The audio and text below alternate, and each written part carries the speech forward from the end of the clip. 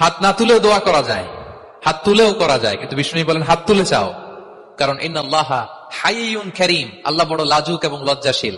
বান্দা যখন হাত তুলে ভিক্ষুকের মতো কিছু চায়, ওই হাত খালি হাতে ফিরিয়ে দিতে আল্লাহ লজ্জা লাগে।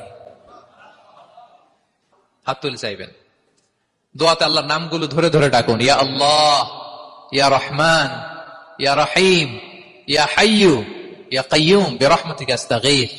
আল্লাহ নাম ধরে ধরে চান, ওই দোয়া আল্লাহ কবুল করবেন। বিশ্বনবীর উপর দুরূদ পড়েন, যে বিশ্বনবীর উপর দুরূদ পড়ে না, ওই দোয়া আল্লাহর কাছে কবুল হয় না, এটা আকাশে পেন্ডিং থাকে। কুল্লু দুআ মুআল্লাক মাহজুব বাইনা সামাই ওয়াল আরদি মা লাম ইউসাল্লা আলাইয়া। বিষ্ণু বলেন সব দোয়া আকাশে পেন্ডিং থাকে যতক্ষণ আমার উপর দুরূদ পড়া না হয়।